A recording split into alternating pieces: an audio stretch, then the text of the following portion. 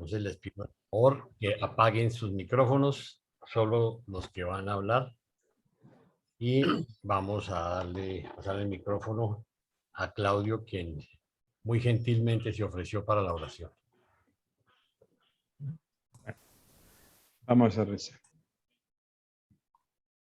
Amado Dios, bondadoso Padre Celestial, queremos ante ti una vez más presentarnos con profundo agradecimiento, Señor, por todo lo que nos brindas día a día, por lo que hoy ya también nos has regalado, por lo que habremos de vivir también en esta hora, en esta reunión, en aquello que también tú tienes preparado para nosotros.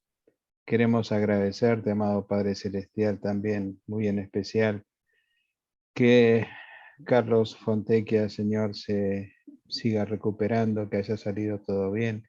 Permite que pronto pueda estar en su casa, junto a sus seres queridos y en lo posible también acompañarnos en estas reuniones. Te queremos pedir también muy especialmente para que coloques paz y sabiduría, Señor, este próximo domingo, donde también en Colombia han de realizarse las votaciones, Señor, que pueda ser tu voluntad ante todas las cosas. Queremos confiar en ti y que pueda ser, amado Padre Celestial, todo para bien de todo tu pueblo. Así, amado Dios, queremos ahora también pedirte por aquellos que habrán de exponer, para que tú le des la sabiduría, la claridad, para que podamos cada uno de nosotros captar todo aquello que tú quieres colocar, que podamos así también tener ese discernimiento y esa mente receptiva, Señor, para poder así también terminar con alegría esta reunión y poder crecer un poquito más a lo que tiene que ver con toda tu enseñanza. Hay tantas cosas en el corazón, amado Padre, que quizás no sabemos pedir y rogar. Tantas cosas que nuestros hermanos aquí quizás guardan en el corazón. Por todas circunstancias te rogamos para que tú atiendas lo que cada uno, Señor, te quiere rogar y lo podamos así todo colocar a tus pies. Te lo pedimos en el nombre y los hechos de tu Hijo Jesús. Amén. Amén. Bueno, Mil gracias, mi no, ni por querido qué, por Claudio. favor. Y de todas maneras, pues ustedes escucharon el reporte de la señora de Luis Fontecha, eh, que sigue mejorando en una forma realmente sorprendente la velocidad de recuperación. Realmente cada día lo encuentran mejor, tanto que están hablando que posiblemente en un par de días le den salida. Entonces eso es medio loco. A mí todavía se me hace pues demasiado rápido, pero bueno, si los médicos dicen que está listo, pues que sea lo que el Señor quiera y que lo importante es que esté bien cuidado. Ok, vamos a pasarle el micrófono a doña Paulita. Gracias, Jaime. Bueno, pues buenas tardes, noches a todos donde se encuentre. Es un gusto estar con ustedes y vamos a iniciar con nuestra sesión del día de hoy. Entonces, me avisan cuando se vea, por favor. ¿Ya se ve? ¿Ya? Perfecto.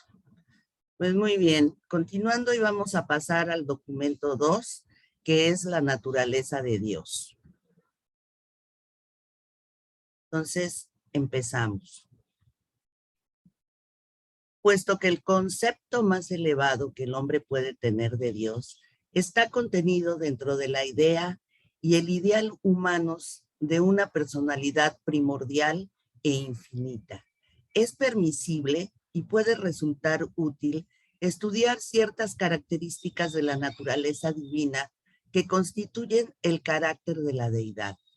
La naturaleza de Dios puede comprenderse lo mejor por la revelación del Padre que Micael de Nevadón desplegó en sus múltiples enseñanzas y en su extraordinaria vida mortal en la carne. El hombre también puede comprender mejor la naturaleza divina si éste se considera a sí mismo como hijo de Dios y mira al Creador del paraíso como su verdadero Padre espiritual.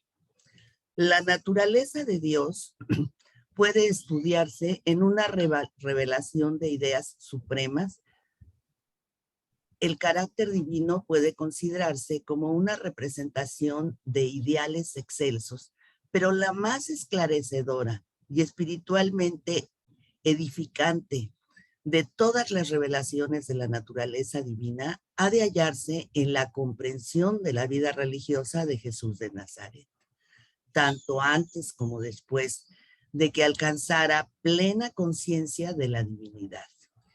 Si la vida encarnada de Micael se toma como antecedente de la revelación de Dios al hombre, podemos intentar poner en símbolos verbales humanos ciertas ideas e ideales respecto a la naturaleza divina que acaso pueden contribuir a una mayor iluminación y unificación del concepto humano de la naturaleza y el carácter de la personalidad del Padre Universal. En todos nuestros esfuerzos para aumentar y espiritualizar el concepto humano de Dios, nos vemos grandemente impedidos por la limitada capacidad de la mente mortal. También estamos gravemente impedidos en la ejecución de nuestra tarea por las limitaciones del lenguaje y por la pobreza del material que se puede utilizar. Perdón, ¿ya? Se puede utilizar con fines de ilustración o comparación en nuestros esfuerzos para describir los valores divinos y presentar los significados espirituales a la mente finita y mortal del hombre.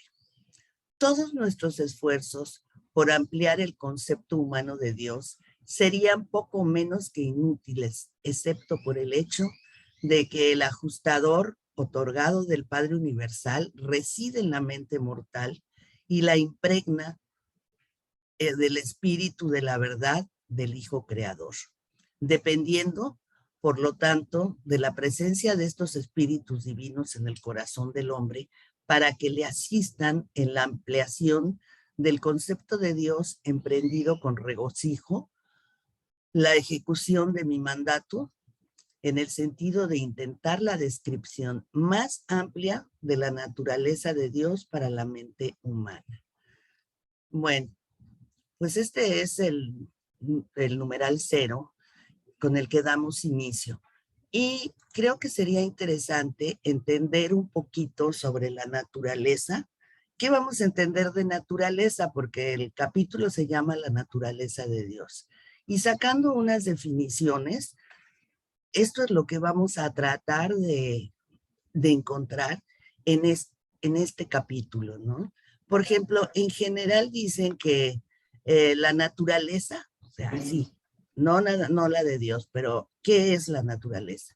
Es un principio generador del desarrollo armónico y la plenitud de cada ser, siguiendo su propia e independiente evolución. Otros dicen que es un conjunto de todo lo que existe y que está determinado y armonizado en sus propias leyes.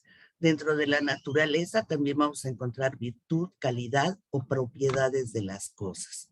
Y el punto de vista de la filosofía también es interesante porque nos dice que es el conjunto de todas las cosas existentes consideradas en su forma general en la totalidad, es decir, es de los fenómenos y de las fuerzas que se manifiestan en ella.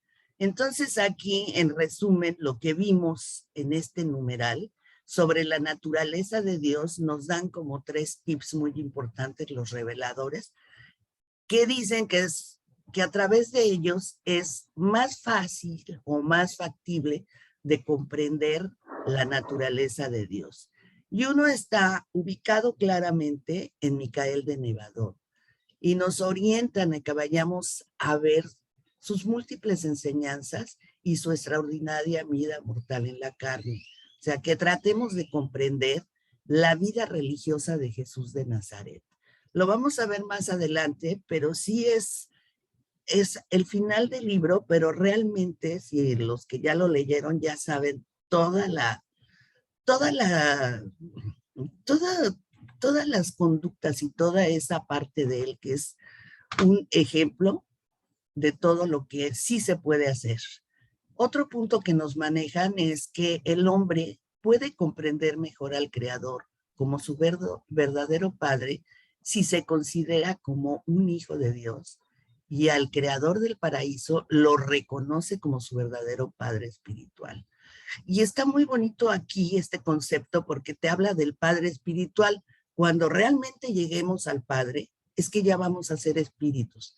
Y Él siempre nos va a estar acompañando en nuestra procesión a través de los universos, ¿no? ¿Cómo nos va a acompañar? Pues por medio del ajustador del pensamiento, que es el tercer tema que nos dicen aquí, que para comprender la naturaleza del Padre, contamos con el ajustador de pensamiento que Él nos regaló, nos donó, es un don recibido de Él y que reside en la mente de cada uno de nosotros y la sumerge, o sea, dentro de nuestra mente está el espíritu de la verdad del Creador. No es que esté ahí adentro, sino simplemente el ajustador nos guía para que nosotros nos conectemos voluntariamente con el espíritu de la verdad del Hijo Creador, que es otro regalo que vamos a ver cuándo nos los dio a través de su vida, ¿no? Y también nos dicen en el libro que todos nosotros amamos al Padre más por su naturaleza, por todo lo que acabamos de ver arriba, que por el reconocimiento de sus inmensos y asombrosos atributos. ¿Qué es lo que vamos a ver a continuación, no? Que viene siendo la infinidad, la perfección, la justicia, la rectitud, la misericordia, el amor, la bondad, la verdad y la belleza.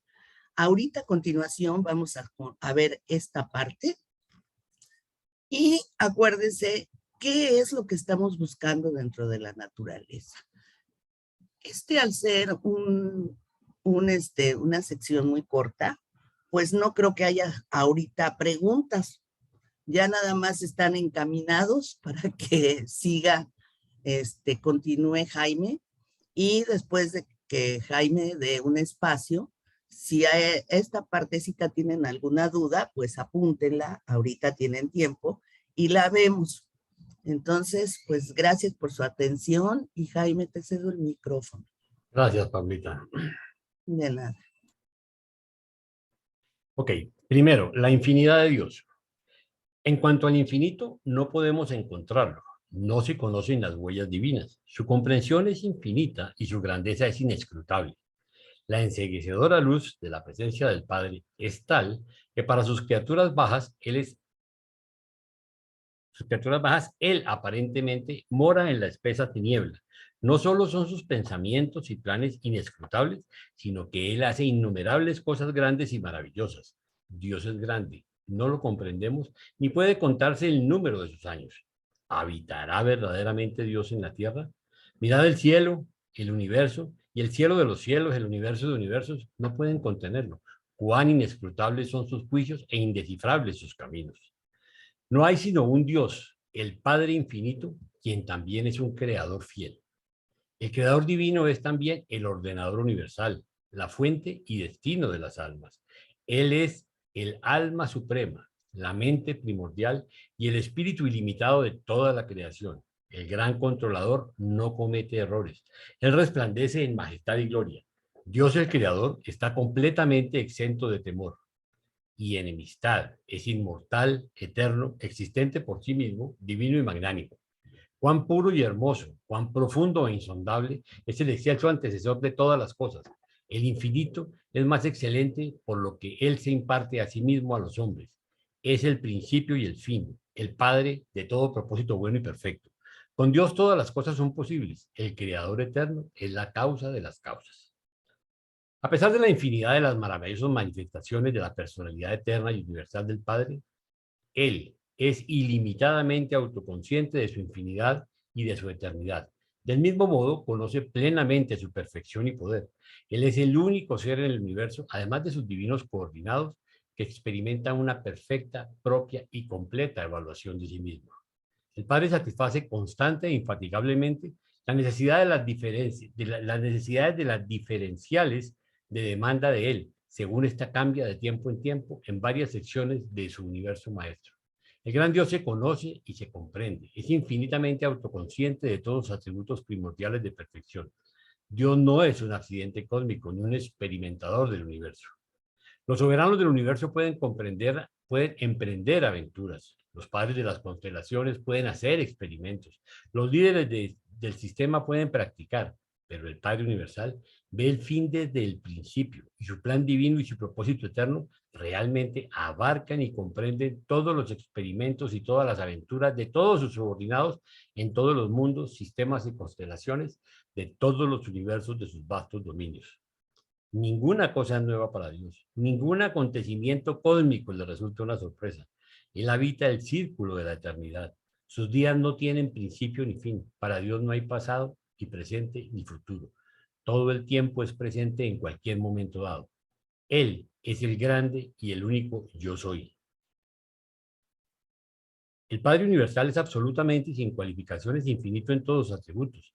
Y este hecho en sí mismo y por sí mismo le separa automáticamente de toda comunicación personal directa con los seres materiales finitos y otras inteligencias creadas inferiores. Y todo esto requiere arreglos para establecer contacto, comunicación con sus múltiples criaturas, tales como han sido establecidos. Primero en las personalidades de los hijos de Dios paradisíacos, quienes, aunque perfectos en divinidad, también participan a menudo de la naturaleza de carne y hueso misma de las razas planetarias, haciéndose uno de vosotros y uno con vosotros. De este modo, por así decirlo, Dios se hace hombre, como ocurrió en la encarnación de Micael, quien fue llamado indistintamente el Hijo de Dios y el Hijo del Hombre. Y segundo, existen las personalidades del Espíritu Infinito, las varias órdenes de huestes seráficas y otras inteligencias celestiales que se acercan a los seres materiales y de origen inferior y de tantos modos les ministran y sirven. Y tercero, existen los impersonales monitores misteriosos, los ajustadores de pensamiento, el don auténtico del gran Dios mismo, enviados para morar en seres como los humanos durante, enviados sin anuncio ni explicación, descienden de las alturas de la gloria en profesión interminable para favorecer y morar en las mentes humildes de esos mortales que poseen la capacidad de tener conciencia de Dios o la potencialidad para ello. De estos modos y de muchos otros, de maneras desconocidas para vosotros y que escapan completamente a la comprensión finita, el Padre paradisíaco voluntaria y amorosamente condesciende y de otras maneras modifica, diluye y atenúa su infinidad a fin de poder acercarse a las mentes finitas de sus hijos y criaturas. Así pues, mediante una serie de distribuciones de personalidad que son cada vez menos absolutas, el Padre Infinito consigue disfrutar de un contacto estrecho con las diversas inteligencias de los mundos, de los muchos dominios de su vasto universo. Todo esto ha hecho él y aún hace y continuará haciendo por siempre, sin disminuir en lo más mínimo el hecho y la realidad de su infinidad, su eternidad y su primacía. Estas cosas son absolutamente verdad, pese a la dificultad de su comprensión, al misterio en que están envueltas o a la imposibilidad de ser plenamente comprendidas por criaturas tales como las que habitan en Urantia. Puesto que el Padre, primero, es infinito en sus planes y eterno en sus propósitos, es intrínsecamente imposible para cualquier ser finito llegar a aprender o a entender jamás estos planes y propósitos divinos en su plenitud.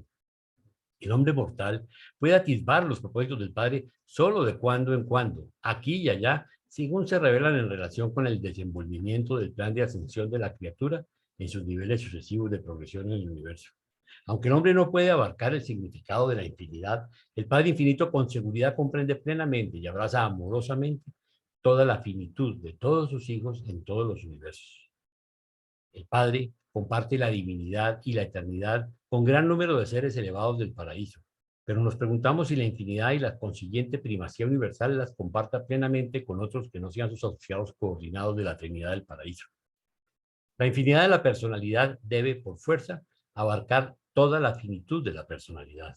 Y aquí la verdad, verdad literal, de la enseñanza que declara que en él vivimos y nos movemos y tenemos nuestro ser. Este fragmento de la deidad pura del Padre Universal, que mora en el hombre mortal, es parte de la infinidad de la primera fuente y centro, el Padre de los Padres. Ok, ¿algún comentario?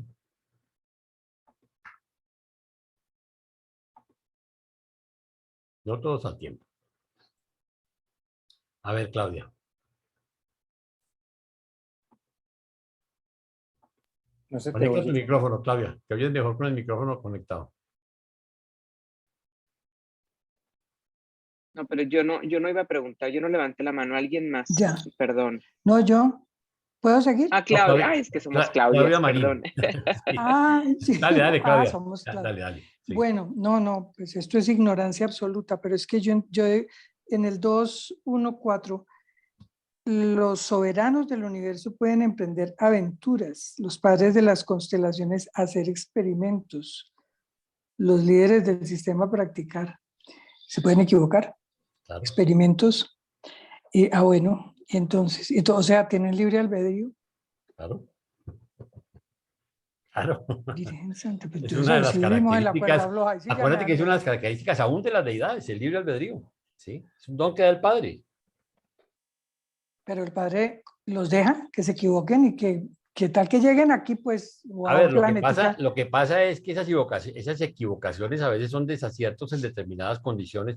Lógicamente, mientras más arriba en la escala de ascendencia al Padre es más difícil, ¿no? Pero que Bueno, pueden sí. equivocarse, claro que pueden equivocarse. ¿Sí? Bueno, pero no va a pasar pues un cataclismo o un No, todo eso montón de gente está, mala pues así criando como dice, todo eso está planetica. fríamente calculado. Bueno, Al era mi Padre no, pregunta, al Padre gracias. no se le escapa. Por eso dice que Él conoce los Nos resultados controla. antes de, ¿sí? Ujú. Él sabe lo que va a pasar y sabe lo que van a embarrar. Y el Padre tenía preconocimiento de que iba a haber los desaciertos, como las rebeliones que hay en los diferentes universos, ¿sí? Eso no es un Ujú. privilegio nuestro. Eso ha pasado en muchos universos. Entonces, eso es parte del proceso también de aprendizaje. Ok, ¿Ok? gracias. Listo. Esther, Gracias. Hola, buenas tardes. ¿cómo estás? Jaime, bueno, yo quisiera que ampliaras un poquito la diferencia entre que hablan los reveladores entre la primera fuente y centro y el Padre Universal. O sea, bueno, sé que no hay diferencia, pero cuando ellos se refieren a primera fuente y centro, ¿a qué se refieren? Y cuando se refieren al Padre Universal, ¿a qué se refiere? A ver, lo que pasa es que son distintas maneras de llamar, ¿sí? Cuando hablamos nosotros, y es muy interesante porque estos primeros documentos nos van a hablar de quién es el Padre Universal y de quién es la Trinidad. Por eso hay 5 documentos dedicados al Padre, 2 o 3 dedicados al Hijo, o otros 2 dedicados al Espíritu Infinito, ¿sí? Y después a la Isla Paraíso. Entonces, es muy importante que nosotros entendamos que simplemente es una manera de llamarlo.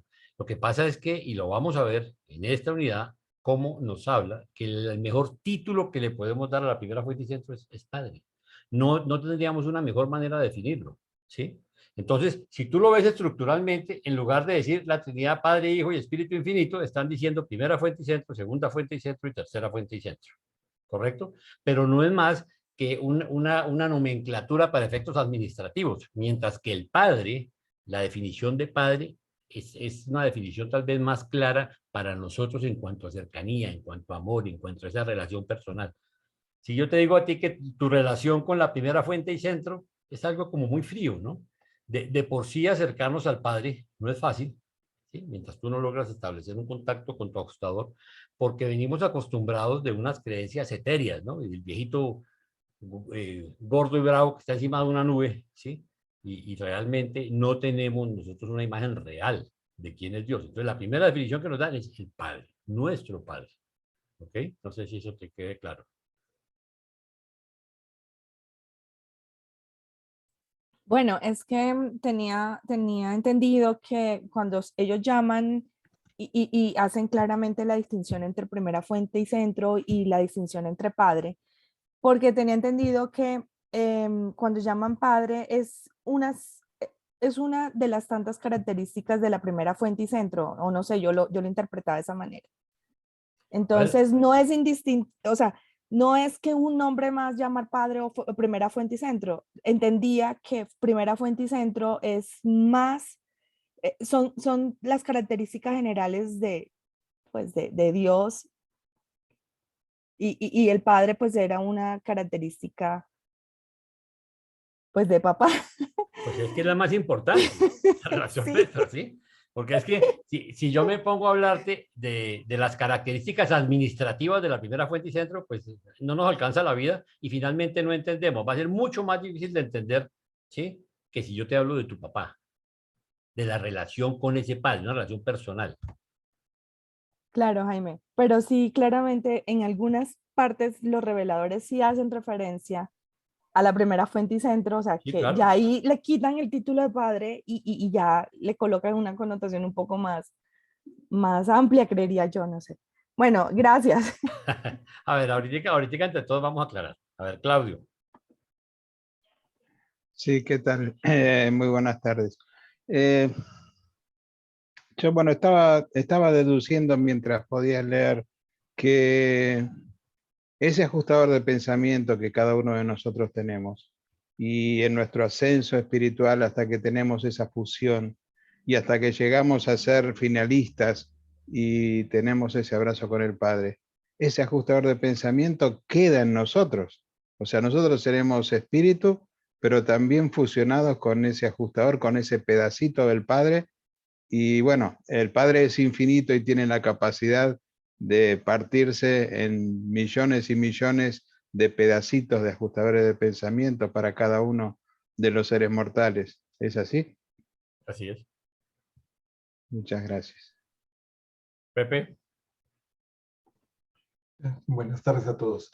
Ya, yo solo quería complementar un poco, me parece excelente la pregunta porque permite aclarar que los reveladores cuando hablan de la deidad trina del paraíso, eh, se refieren con diferentes términos cuando estas deidades funcionan como personas, funcionan como absolutos o como deidades, ¿no?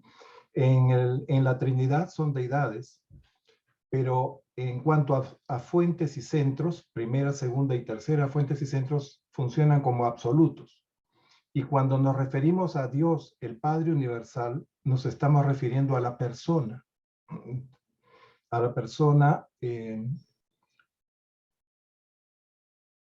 de esta primera fuente y centro, de esta primera deidad. Eso es todo lo que quería complementar. Gracias. Gracias, Pepe. Flor. Sí, la diferenciación la hace a nivel creación. Si tú analizas la palabra fuente, una fuente es donde nace el agua, donde surge el agua.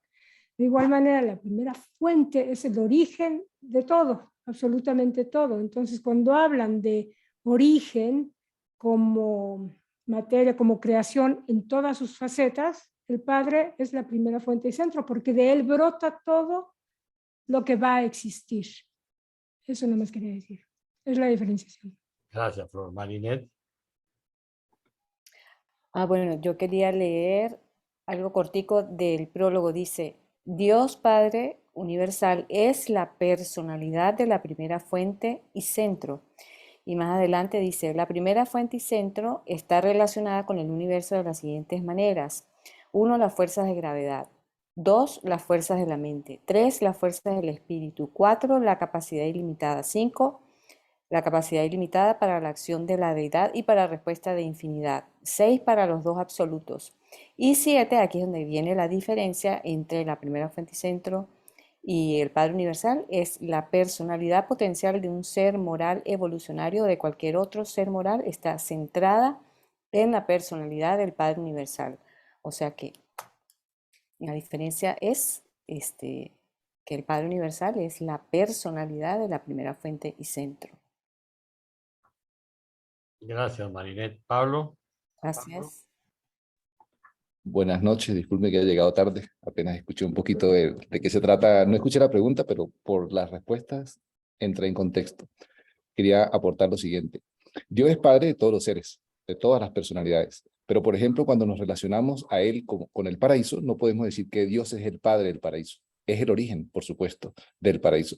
Dios es el origen. Cuando hablamos de la primera causa, podemos decir, la primera causa es el origen de todo el cosmos, pero no pudiéramos decir que Dios es el Padre de todo el cosmos, pero sí podemos decir ciertamente que es el Padre de todos los seres que habitamos en el cosmos. Esa es una diferenciación que creo que puede ser ilustrativa. Era eso. Gracias. Gracias, Pablo. Ok, entonces continuamos.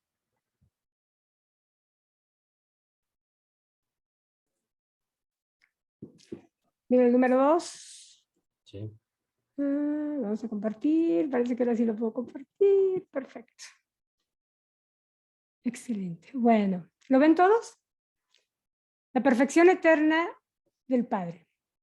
Aún vuestros antiguos profetas comprendieron la naturaleza eterna sin principio ni fin, la naturaleza circular del Padre Universal.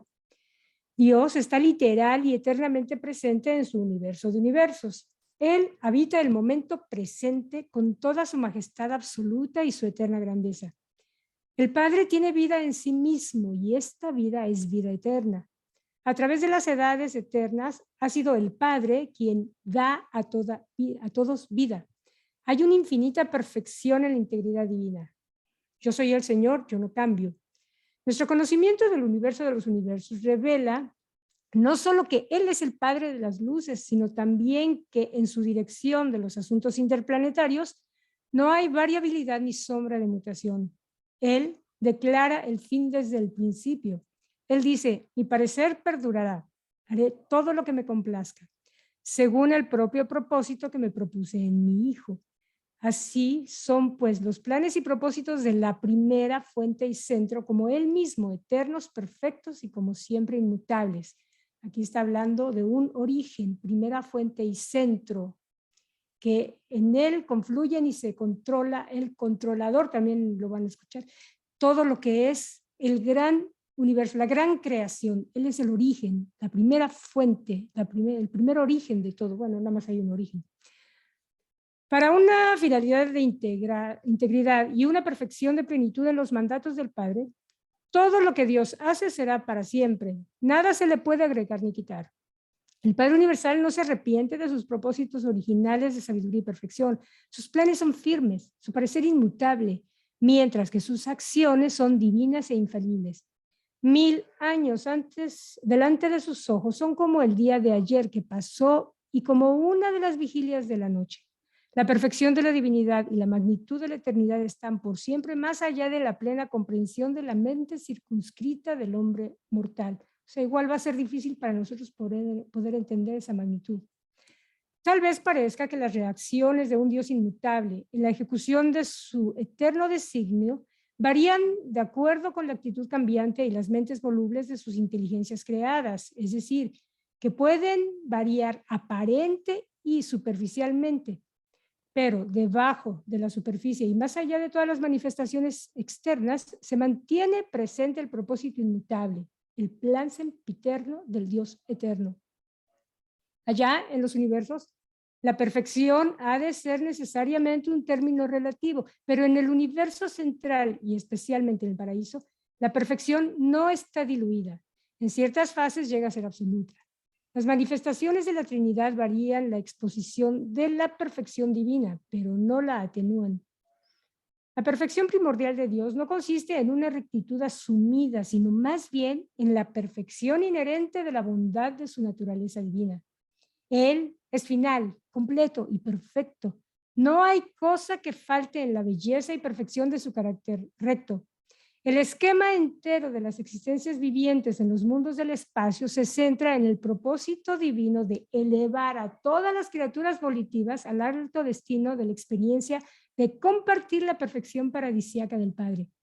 Dios no es ni egocéntrico ni aislado, nunca cesa de entregarse a las criaturas autoconscientes del vasto universo de los universos.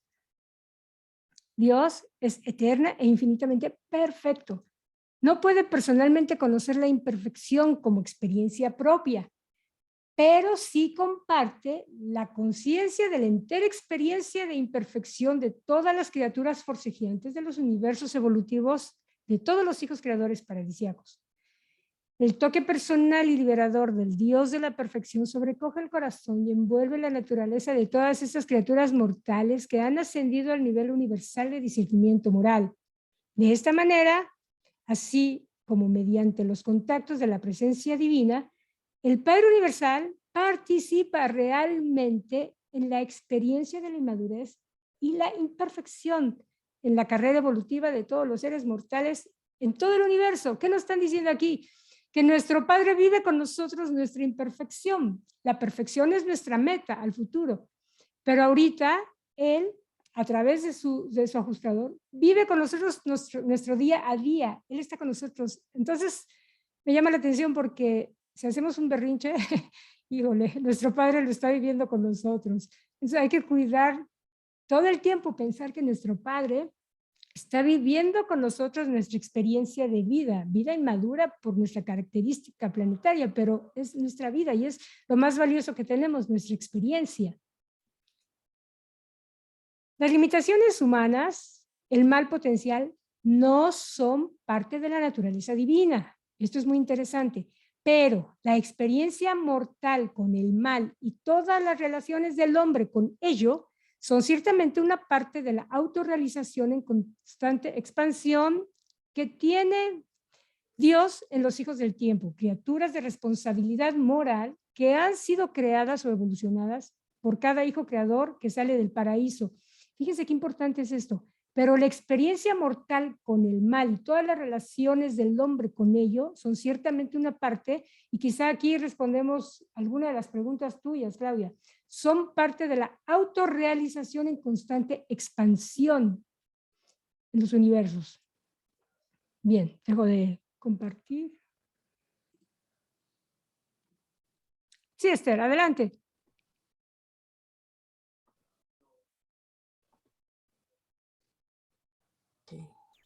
Sí, respecto a lo que dice que Él vive con nosotros las experiencias, mi pregunta es, ¿está viviendo la experiencia tal cual nosotros la vivimos, o sea, con la emoción, con el sentimiento, o simplemente ellos son, nuestros ajustadores son observadores de la experiencia que nosotros estamos viviendo? Lo pregunto porque si digamos es un ser perfecto y nosotros a través de una experiencia que vivimos podemos tomar decisiones, y son decisiones que pueden ser favorables o no tan favorables dependiendo de la experiencia, pues no cabría ahí, digamos, el tema de que también están viviendo la imperfección, se están haciendo, o sea, están experimentando esa imperfección. A ver, vamos por partes, espérame, porque está grande tu pregunta. Bueno. Hay una parte donde dice, en todas vuestras aflicciones Él se aflige. El ajustador vive con nosotros todos los momentos, y alguna parte también dicen que los ajustadores viven con nosotros nuestras alegrías también.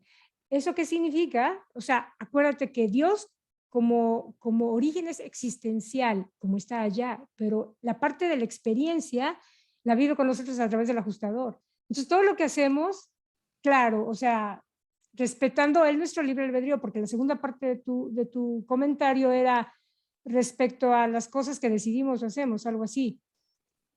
Él puede vivirla, pero permite que nosotros seamos los que tomamos las decisiones.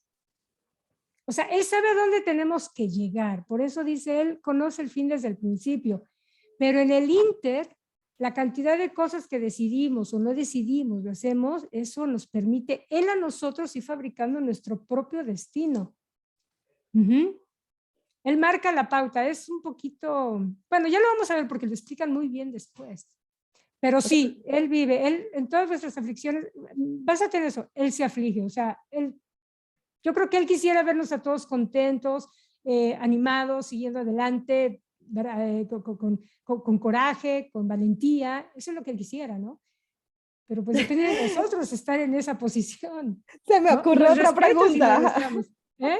Se me ocurre otra pregunta ya que mencionas eso, y es, bueno, ¿y cómo entonces si ellos están viviendo esa experiencia, están afligidos, cómo se sobreponen de esa aflicción? Bueno, y bueno, o sea, que muchas veces nosotros quedamos ahí, ¿no? Y nos quedamos ahí en la rueda, y bueno, ellos deben de salir de alguna manera. No es que se aflija en sí, o sea, vive nuestra aflicción, pero no que Él se aflija, es una cosa bien delicada. Sí. Pero ellos, el marco de referencia que tienen respecto al propósito eterno es muy diferente del que tenemos nosotros, por eso nosotros nos encajonamos, porque no entendemos el plan macro, lo entendemos desde nuestra perspectiva, que es bien pequeñita, y los mismos reveladores dicen que para la mente humana a veces es un poquito difícil poder captar la magnitud del plan. Y además yo creo que en muchas cosas son más objetivos, ¿no? Gracias, Florecita. Ándale usted. Pepe. Gracias. Yo tenía una pregunta para reflexionar, ¿no? ¿Solo el ser humano, solo el ser mortal está expuesto al mal potencial o también otras personalidades superiores a la humana pueden también caer en el pecado y en la iniquidad? Sí, hasta donde yo sé, la perfección se va diluyendo conforme vamos bajando hacia abajo. Hay una razón para ello. Para poder entender a las criaturas humanas como nosotros, debe de haber un cierto grado de, no afinidad, pero un ligero parecido para poder entenderlo. Entonces, quizá alguien perfecto no entendería, o a lo mejor entiende perfecto nuestro punto de vista, nuestro estado. Pero esa es la razón por la cual, por ejemplo, diferentes órdenes, como vamos viendo, el soberano del sistema, por ejemplo, o los príncipes planetarios, tienen otro modo de perfección, o sea, son más parecidos a nosotros, no iguales, pero se va diluyendo la perfección, porque de ese modo pueden entendernos mejor. Ahora, que si son susceptibles, claro, ese alejamiento de la perfección sí los hace susceptibles de equivocarse, y la prueba está en la rebelión, ¿no? Que Lucy se equivocó y se equivocó feo, y bueno, nuestro príncipe planetario también la regó muy feo, se equivocó mal, se equivocó feo, pero bueno, pues esa es la razón. De ese modo pueden entender mejor a las criaturas a las cuales están gobernando. Eso es lo que yo entiendo hasta ahorita. ¿Contesto tu pregunta o por lo menos me acerco? Gracias, Pepito. Don Pablo, adelante. Gracias, Flor. Sin el don. Lo comentar usando una analogía. A ver, cuando nosotros tenemos un niño pequeñito, ¿verdad? Y vemos que él empieza a dar sus primeros pasos para caminar o para correr, y vemos que se cae. Por supuesto, uno se aflige, ¿no? El niño se preocupa, ¿no? En cierta manera sufre, pero él está en su aprendizaje. Entonces, nosotros sabemos hacia dónde va, cuál es el objetivo, ¿no? ¿Cuál es la meta que se está persiguiendo? Por eso es importante dejarlo que se dé sus caídas, porque también es importante para caminar aprenderse a caerse y levantarse. Entonces, haciendo esa analogía, lo mismo pasa con el ajustador. Primero, que nosotros somos quienes tenemos la capacidad de tomar hacer la toma de decisiones por nuestra personalidad. Pero el ajustador está allí observando y se preocupa, claro que se preocupa. Sufre, claro que sufre. Y veamos este párrafo que nos dice el libro Urantia en el documento 3, sección 1, párrafo 5. Dice, en verdad, en verdad, de las razas humanas se ha dicho, sois de Dios, porque el que mora en el amor, mora en Dios y Dios en él. Incluso al obrar mal, ahí está la respuesta, vosotros atormentáis al don residente de Dios, porque el ajustador del pensamiento debe sufrir las consecuencias de los malos pensamientos con la mente humana que lo aprisiona. Ahí está la respuesta, sí, porque vive todo con nosotros. Si está en el centro de nuestra mente, a ver, mucha gente ha preguntado, pero el ajustador puede hablar español. Pues el ajustador vive en nuestra mente y tiene una premente y su función es comunicarse con nosotros, pues, pero por supuesto que el ajustador debe poder tener los medios de comunicarse con esa persona. Ahora, que tendrá que esperar a que se acerque a los círculos más altos, a partir del tercero para poder comunicarse, incluso al primero para poder tener una comunicación más directa, ese es otro tema. Pero obviamente si está en el centro de nuestra mente, no se pierde nada de lo que pasa en nuestros pensamientos, nada en lo absoluto. Lo sabe todo, lo siente, por supuesto, lo padece, pero simplemente nos muestra el camino, así como nosotros le mostramos a un niño, papito, mamita, por aquí camine, pero vemos que se cae y tal vez lo ayudamos a veces a que se levante y otras veces le fomentamos, levántate, adelante. ¿Sí? Y ahora con respecto al comentario o la inquietud que planteaba Pepe, bueno, vemos, por ejemplo, personalidades como los hijos de primarios, en este caso voy a hablar de Lucifer, por decir algo, que no es un mortal, está en un nivel mucho más elevado de un humano normal y falló y se fue hacia la rebelión, ¿no? Eso lo podemos ver así. También nos dicen los reveladores, por ejemplo, que los seres que están por encima, más arriba de las creaciones del universo local, ya han adquirido unos niveles de perfección relativa, pero que es muy poco probable que falle, para no decir que no ha pasado nunca en la historia, porque de hecho así lo dice, nunca ha pasado en los anales de la historia que un ser por encima de esos niveles falle, pero por debajo sí, porque como bien decías tú, Flor, la perfección y la divinidad se va atenuando para que se puedan acercar a nosotros, y eso da cabida al error, por supuesto, ¿verdad? Al equivocarse, al fallar y al irse incluso, tomar por decisión propia, irse hacia el mal. Era eso. Gracias. Gracias, Pablito. Maite, perdón, era una pregunta, ¿verdad? Maite, una pregunta. Sí, hola, ¿qué tal a todos? Ahora que estaban hablando justo del príncipe planetario, también porque escuché por YouTube una conferencia de Jaime, me quedó una duda. En realidad existió la rebelión y el príncipe planetario se equivocó, como recién estaba explicando, bueno, no sé quién era, Flor o alguien más. Pero ellos siguen siendo, o sea, el príncipe planetario de Urantia sigue siendo el mismo, o a causa de haber cometido este error, que en realidad no caímos todos en el error, ¿no? Cada uno con su responsabilidad, pero seguimos siendo conducidos en cierto sentido por el mismo príncipe, o hubo una especie de, como se diría, no sé, coloquialmente, una removida, ¿no?, de autoridades. Eso es lo que quería saber. No, la rebelión técnicamente terminó. Lucy está guardado.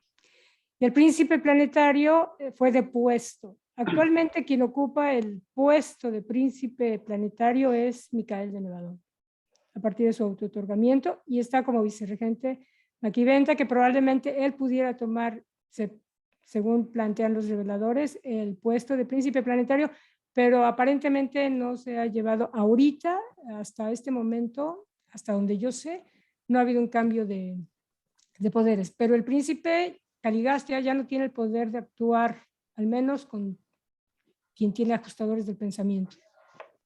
Entonces, no. Eso cambia. El mal es únicamente de origen humano, en su mayoría. Eso quiere decir que Urantia está siendo conducido hacia la luz, en definitiva. De algún modo, más sí, allá de también, todos los problemas planetarios que seguimos teniendo, con las guerras, la destrucción, los abusos, todo. Esos son temas meramente humanos y ellos respetan nuestro proceso evolucionario, nos están cuidando, sí, y ya lo vamos a ver en más detalle porque es fascinante y te va a encantar, Maite, vas a disfrutar mucho de esa parte y vas a entender mejor, todos vamos a entender mejor el momento que estamos viviendo, que es bien interesante. Bien, te va a gustar mucho. Ándale. Y cedo la palabra a Carlitos. Adelante, Carlitos. 3. La justicia y la rectitud. Dios es recto, por lo tanto es justo. El Señor es recto en todos sus caminos. No he hecho sin causa todo lo que he hecho, dice el Señor. Los juicios del Señor son totalmente verdaderos y justos.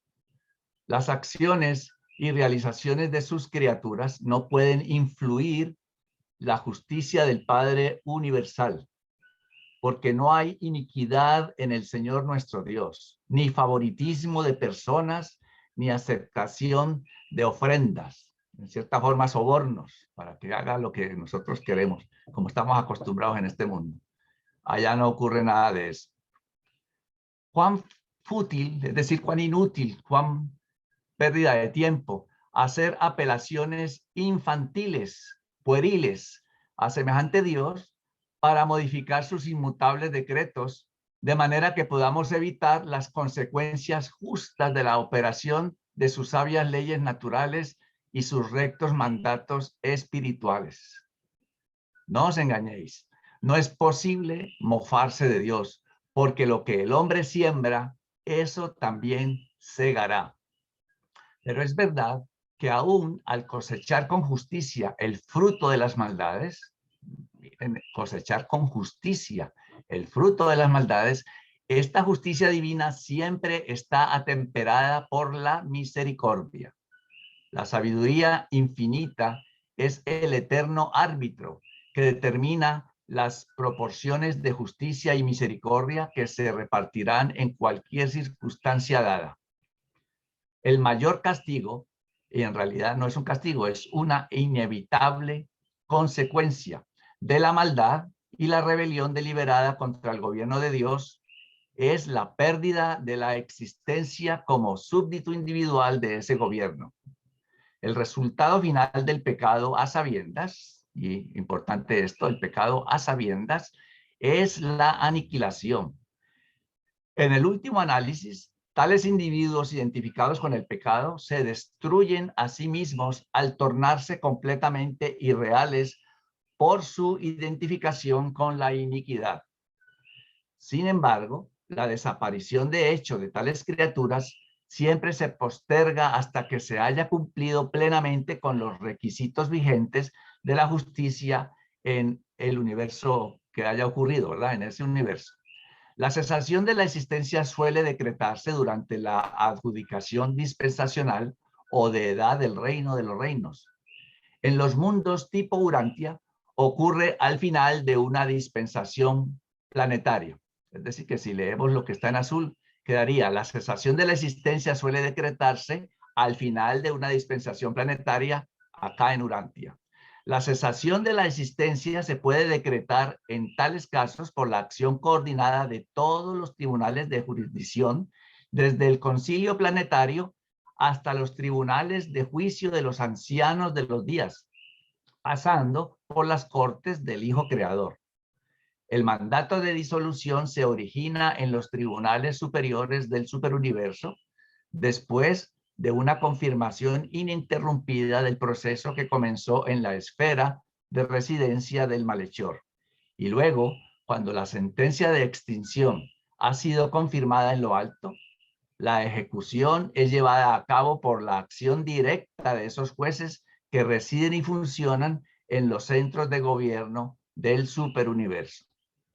Cuando esta sentencia se confirma finalmente, el ser identificado con el pecado instantáneamente se vuelve como si no hubiera sido. No hay ninguna resurrección de este destino.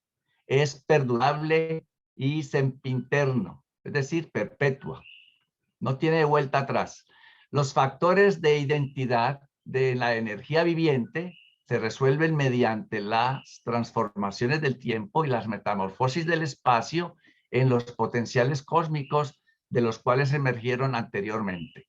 En cuanto a la personalidad del inicuo, se la priva de un vehículo continuado de existencia. Yo aquí me imagino un cuerpo para que pueda resurgir se le priva de ese vehículo continuado de existencia vital debido al fracaso de la criatura de hacer esas elecciones y decisiones finales que le habrían asegurado la vida eterna. Como vimos en el capítulo, en el documento anterior, espiritualizar la mente, que le hubieran garantizado la vida eterna. Cuando el abrazo continuado del pecado por la mente asociada culmina en la identificación completa del ser con la iniquidad, entonces, en el momento de la cesación de la vida, en el momento de la disolución cósmica, es decir, cuando nos morimos, esa personalidad aislada es absorbida en la superalma. Y más arribita leímos que Dios, la primera fuente y centro es la superalma de la creación, haciéndose parte de la experiencia evolutiva del Ser Supremo. Nunca más aparece como personalidad. Es como si su identidad nunca hubiera sido. Así que este letrerito que está aquí sería muy bueno tenerlo colgado al pie de la cama para verlo todos los días. Nunca más aparece como personalidad. Es como si su identidad nunca hubiera sido. En el caso de una personalidad que albergue a un ajustador, los valores espirituales experienciales sobreviven en la realidad del ajustador que sigue existiendo. En toda contienda en el universo entre niveles actuales de la realidad, la personalidad de nivel más elevado terminará por triunfar sobre la personalidad de nivel inferior. Este resultado inevitable de la controversia en el universo es inherente al hecho de que la divinidad de calidad iguala el grado de realidad o actualidad de cualquier criatura volitiva. El mal no diluido, el error completo, el pecado voluntario y la iniquidad sin mitigantes son intrínseca y automáticamente suicidas. Tales actitudes de irrealidad cósmica pueden sobrevivir en el universo tan solo por la misericordia, tolerancia transitoria que se aplica hasta tanto se cumpla la acción de los mecanismos determinantes de justicia y halladores de equidad de los tribunales pertinentes del universo. El gobierno de los hijos creadores en los universos locales es uno de creación y espiritualización. Estos hijos se dedican a la ejecución efectiva del plan del paraíso, de progresiva ascensión de los mortales a la rehabilitación de los rebeldes y pensadores errados. Pero cuando tales esfuerzos amorosos son final y definitivamente rechazados, el decreto final de disolución lo ejecutan las fuerzas que actúan bajo la jurisdicción de los ancianos de los días.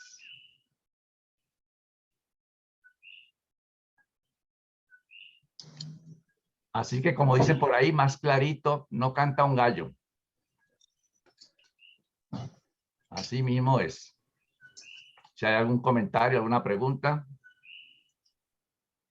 Si no, para continuar entonces con Paula. Claudio.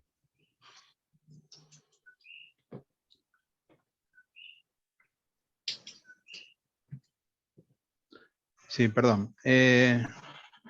Hay casos en los que uno, por causa de diferentes sustancias que se colocan en el cuerpo, ya sea alcohol, drogas o otro tipo de sustancias, digamos que cambia su forma de ser y se comporta realmente mal, quizás hasta a nivel de iniquidad. La pregunta es, ¿se tiene en cuenta eso o también es parte del pecado el seguir intoxicando nuestro cuerpo para poder llegar quizás a esa aniquilación de la que hablabas recién? Bueno, la respuesta concreta realmente no la sé. Solamente Dios es el que conoce el corazón de ese ser humano y por qué hace lo que hace y cuál es realmente su situación personal. Ahí leímos que decía el pecado a sabiendas, a sabiendas. Y una persona intoxicada quizás no tiene idea de lo que hace. Claro, no es totalmente consciente. Claro. No es consciente. Entonces, por ahí podríamos pues tener una respuesta, pero personalmente no me atrevo a asegurar una cosa o la otra. Muchas gracias. Sony.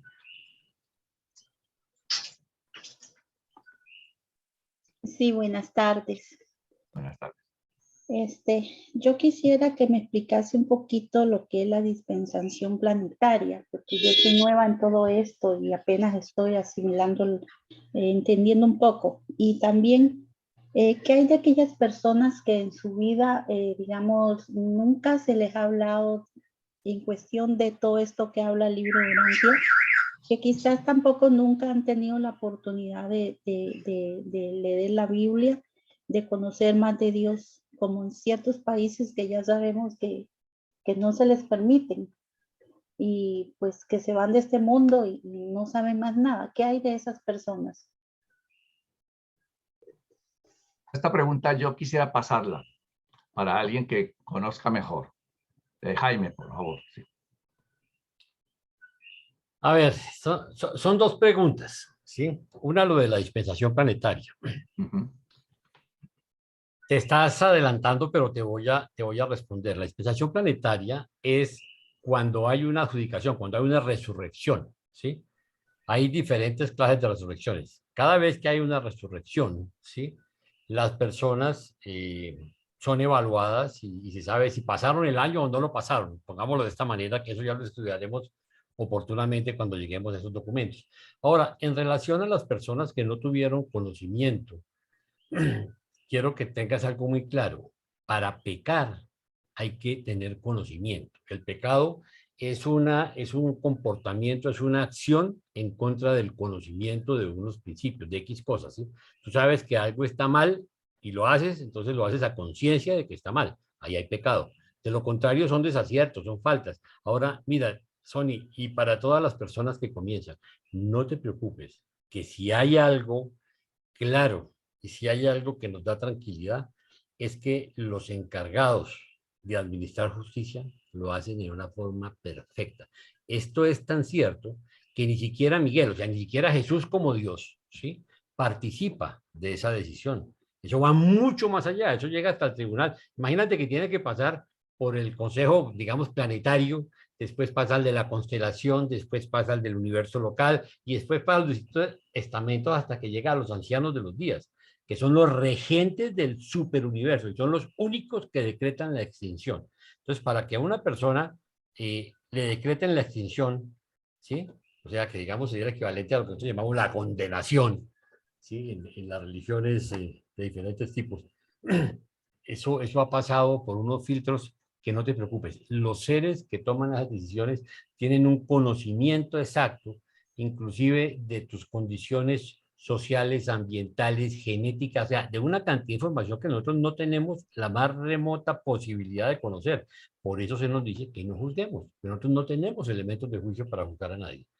Pero en los superuniversos tienen todas las herramientas y tienen todo el conocimiento para emitir un juicio con justicia. Entonces, quédate tranquila. Que allá cuando juzguen a alguien saben por qué hacerlo y que la decisión va a ser perfecta. No sé si te quede claro. Gracias, Muchísimas Jaime. gracias. Entonces continúa Paula. Gracias, Carlos. Voy a compartir. Me dicen, por favor, cuando se vea. ¿Ya se ve? Ya, Pablita. Gracias. Gracias. 4. La misericordia divina. La misericordia es simplemente justicia atemperada por esa sabiduría que proviene de la perfección del conocimiento y del pleno reconocimiento de la debilidad natural y las limitaciones ambientales de las criaturas finitas. Aquí eso de criaturas finitas somos nosotros dentro de ellas. Nuestro Dios es en extremo compasivo, benigno, paciente y abundante en misericordia. Por tanto, cualquiera que invocare el nombre del Señor será salvado, porque Él perdona abundantemente. La misericordia del Señor es de eternidad a eternidad. Sí, su misericordia perdura por siempre. Yo soy el Señor que imparte benevolencia, juicio y rectitud en la tierra, porque en estas cosas me deleito. No aflijo voluntariamente ni apesadumbro a los hijos de los hombres, porque yo soy el Padre de las misericordias y el Dios de todo consuelo. Es intrínsecamente generoso, naturalmente compasivo y sempiternamente misericordioso. Y eso es necesario. Y no es necesario jamás que se ejerza ninguna influencia sobre el Padre para suscitar su benevolencia. La necesidad de la criatura es en sí suficiente para asegurar el pleno caudal de su tierna misericordia y de su gracia salvadora. Puesto que Dios conoce todo acerca de sus hijos, es fácil para Él perdonar. Cuando mejor comprenda el hombre a su semejante, tanto más fácil le será perdonar e incluso amarlo. Solo el discernimiento de la sabiduría infinita permite a un Dios recto ministrar justicia y misericordia al mismo tiempo y en cualquier situación en el universo. El Padre Celestial nunca es perturbado por actitudes conflictivas hacia sus hijos universales. Dios nunca es víctima de antagonismos de actitud. La omnisciencia de Dios dirige infaliblemente su libre voluntad en la elección de esa conducta universal que satisfaga perfecta, simultánea e igualmente las demandas de todos sus atributos divinos y las cualidades infinitas de su naturaleza eterna. La misericordia es el vástago natural e inevitable de la bondad y el amor. La naturaleza bondadosa de un padre amante no podría de ningún modo rehusar el prudente ministerio de la misericordia a cada miembro de cada grupo de sus hijos universales. La justicia eterna y la divina misericordia juntas constituyen lo que la experiencia humana se llama en equidad, se llamaría equidad. Y aquí vemos que no es lo mismo igualdad que equidad. Y el cuadrito nos los deja muy claro. Aquí vemos muy claramente la igualdad, pero esto es realmente lo que se busca con la justicia eterna y la divina misericordia juntas, para que nos demos cuenta lo grandioso que es la misericordia del Padre. La misericordia divina representa una técnica equitativa de ajuste entre los niveles universales de perfección e imperfección. La misericordia es la justicia de la supremacía adaptada a las situaciones de lo finito evolutivo, la rectitud de la eternidad modificada para satisfacer a los más altos intereses y al bienestar universal de los hijos del tiempo. La misericordia no es una contravención de la justicia, sino más bien una interpretación comprensiva de las exigencias de la justicia suprema, tal como se le aplica equitativamente a los seres espirituales subordinados y a las criaturas materiales de los universos evolutivos. La misericordia es la justicia de la Trinidad del Paraíso, sabia y amorosamente enviada a las múltiples inteligencias de las creencias del tiempo y el espacio, tal como son formuladas por la divina sabiduría y determinada por la mente omnicognoscente y la voluntad libre y soberana del Padre Universal y de todos sus creadores asociados. Bueno, dejamos de compartir. Y después de oír este hermoso numeral de la misericordia tan bella del Padre, si hay alguna aportación o algo que quieran comentar, tenemos un momentito. Y si no, continuamos. Creo que está bastante clara esta parte, ¿no? No creo que haya mucha duda. Si de pronto les sale una duda, pues la anotan y la vemos al final. Entonces, como no hay ahorita comentarios, Jaime, te paso el micrófono. Ok, gracias, Paulita. De nada. Quinto, el amor de Dios. Dios es amor. Por lo tanto, su actitud personal única hacia los asuntos del universo es siempre una reacción de afecto divino. El Padre nos ama lo suficiente para otorgarnos su vida. Hace salir su sol sobre los malos y buenos. Hace llover sobre justos e injustos. Es erróneo pensar de Dios que se ha engatusado a amar a sus hijos por sacrificios de sus hijos o la intersección de sus criaturas subordinadas, porque el Padre mismo os ama. En respuesta a este afecto paterno, Dios envía a los maravillosos ajustadores para que habiten la mente de los hombres. El amor de Dios es universal. Todo el que quiera puede acercarse. Él querría que todos los hombres se salvaran al llegar a la posición del conocimiento de la verdad. No desea que ninguno perezca. Los creadores son los primeros que intentan salvar al hombre de los desastrosos resultados de su tonta transgresión de las leyes divinas.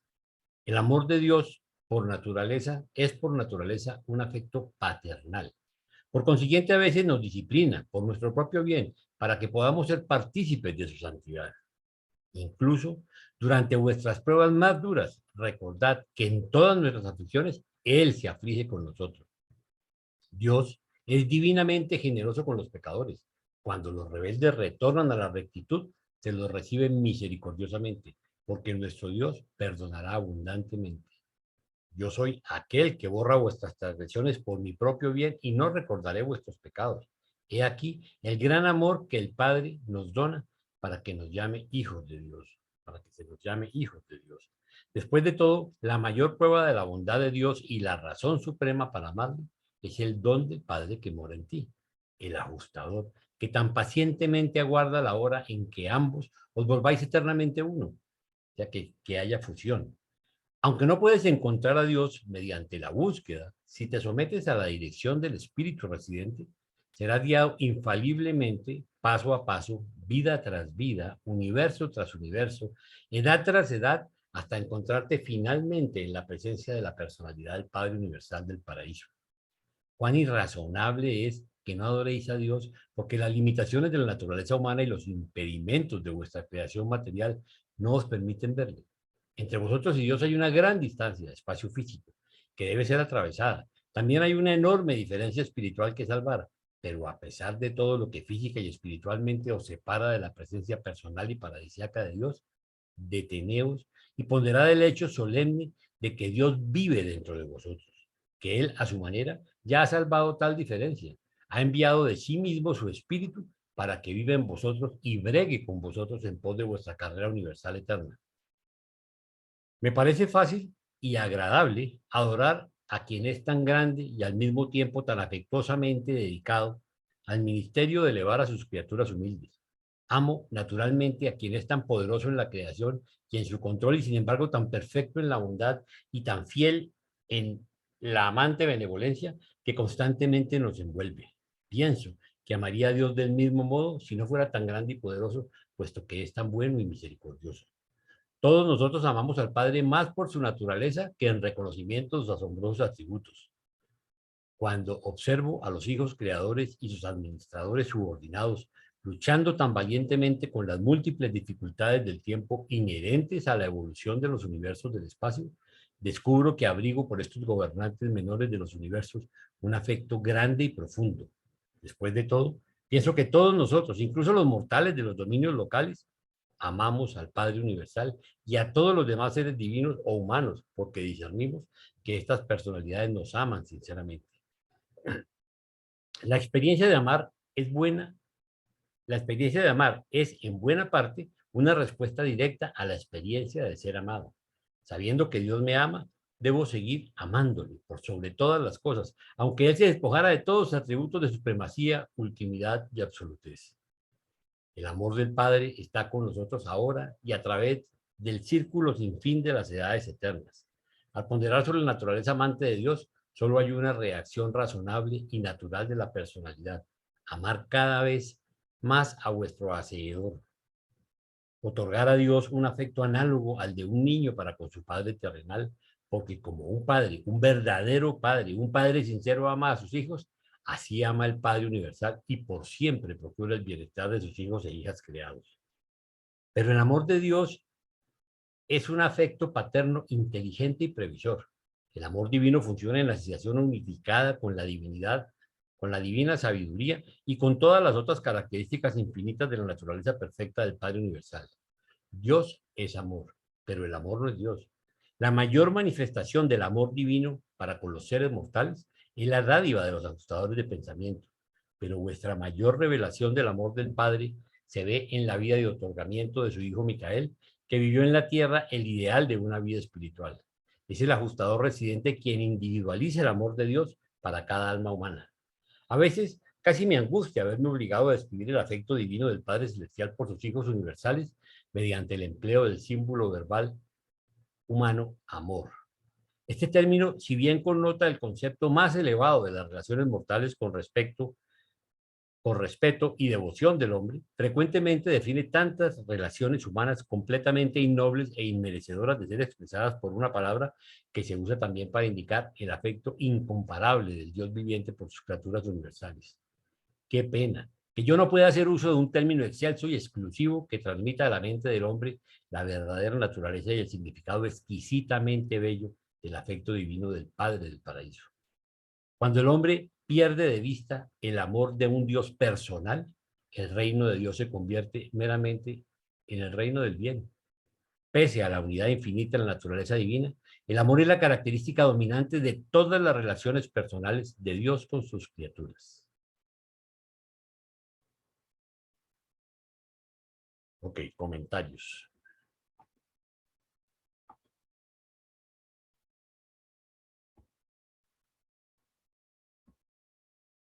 ¿No hay comentarios? A ver, Javier. Bueno, es que esto siento que lo dejaron sin palabras. Tal vez uno le dio muchas veces esto y cada vez que lo leí uno dice, wow, qué amor tan grande, qué grande es Dios. Como que el concepto es tan pequeñito y cada vez uno dice, uff, qué grandioso. Sentí un amor grande por Dios y Habla un poquito más duro, Javier. me sentí pequeñito hoy.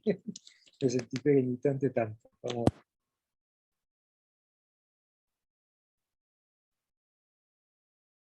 Ok, yo creo que esto en gran parte también ayuda a la inquietud de Esther, ¿sí? Sobre la diferencia entre Padre o Primera Fuente y Centro. Aquí yo pienso que con este numeral nos la clarifica más que todo, ¿sí? Nunca será lo mismo hablar con la Primera Fuente y Centro que hablar con nuestro papá. ¿Ok? Si no hay más comentarios, entonces continuamos.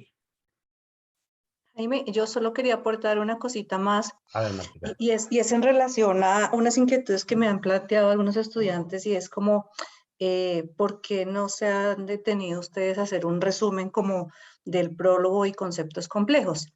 Pero acá nos damos cuenta que el libro está tan perfectamente escrito y revelado que venimos de una parte compleja, pero entramos a esta parte tan linda, ¿sí? Tan llena de amor, tan llena de conceptos elevados, que va conciliando las dos formas. O sea, realmente es como que nos dan una parte compleja, pero a la vez una parte llena de amor, de misericordia, que nos acerca al Padre.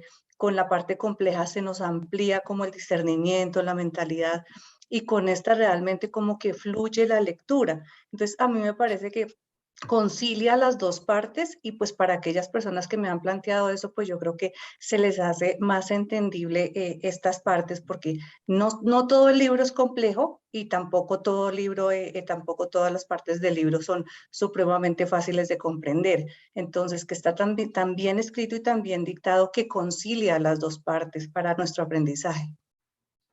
Ok, gracias, Martica. Y esa es la razón por la cual les decía que no nos adelantáramos, que lo que parece tan complejo al principio, porque primero que todo es totalmente desconocido, de una serie de definiciones raras de términos que en la vida habíamos escuchado, ¿sí? Pero en la medida que el libro va desarrollando los documentos, nos va clarificando de una forma impresionante. Entonces, por eso decía yo, paciencia y no nos adelantemos, y verán ustedes cómo paso a paso, documento a documento, iremos teniendo más claridad. Marinette. Gracias, Jaime. Bueno, yo quiero hacer una pregunta un poco adelantada, pero creo que es importante considerarla en el principio. Y es la parte donde dice, aunque no puedes encontrar a Dios mediante la búsqueda, si te sometes a la dirección del Espíritu residente, serás guiado paso a paso, vida tras vida, universo tras universo y edad tras edad. Específicamente, ¿qué significa vida tras vida? A ver, cuando nos habla de la vida tras vida, estamos hablando, y esto es un tema que he tenido oportunidad de tratar en varios casos, porque la gente lo confunde con las reencarnaciones, ¿sí? Simplemente son las etapas de evolución que vamos pasando de seres mortales a estados morontiales, a estados espirituales. Recordemos que cada vez que pasamos de un mundo a otro, nos van cambiando la pijama, ¿sí? Eso lo vimos muy someramente en el prólogo, cuando hablábamos de la identidad eterna, ¿sí? Que finalmente todas esas características del ser, ¿sí? Están envueltas en un mecanismo electroquímico llamado cuerpo físico. Después se llama cuerpo monotial, después tiene distintos niveles. Entonces, eso es lo que se refiere cuando nos habla de vida tras vida y los mundos tras mundos, ¿sí? Porque el proceso de aquí a llegar al paraíso es muy largo, muy largo. Tenemos que pasar un proceso que dura, la palabra que yo todavía no entiendo por completo son eones, que son miles de millones de años que vamos a durar en este proceso de perfeccionamiento. Entonces, a eso se refiere, Marilene. No sé si te quede claro.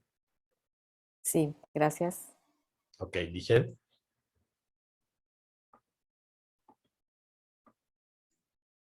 Buenas tardes a todos. ¿Cómo estás? Yo solo quería compartirles mi percepción personal a lo que comentaban antes del comentario de Marinette.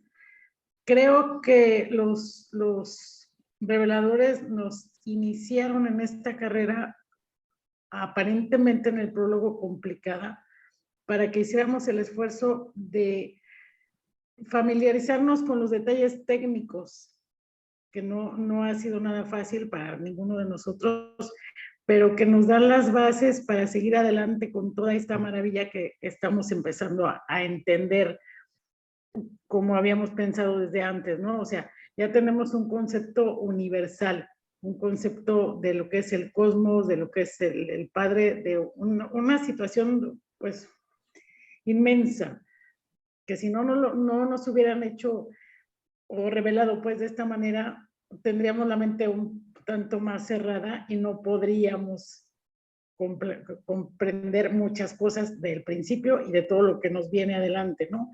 Esa es mi opinión. Ok, Lizeth, gracias. Sin embargo, yo quisiera decirles algo. Miren, para mí el antídoto ante la dificultad del prólogo, y por lo menos me pasó a mí, es leer el índice, ¿sí? Yo cuando recibí el libro, pues no tenía ni idea de lo que era el prólogo, pero sí entendí el índice muy claro y yo quería llegar allá.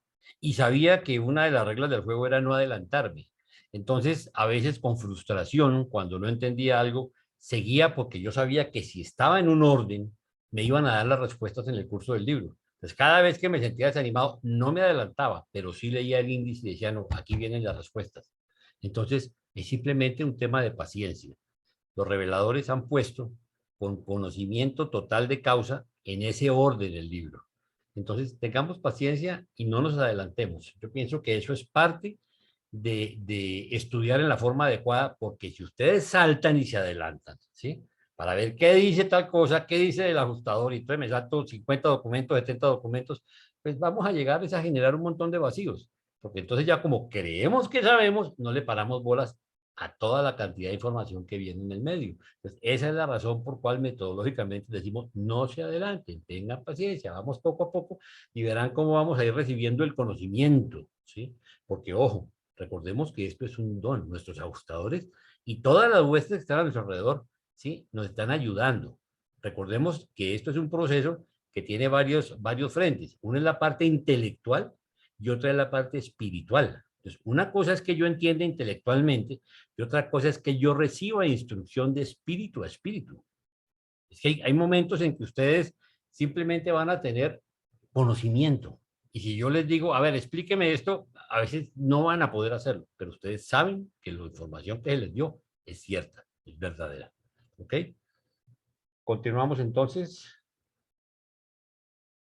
¿Sigue Flor? Sí, voy a compartir.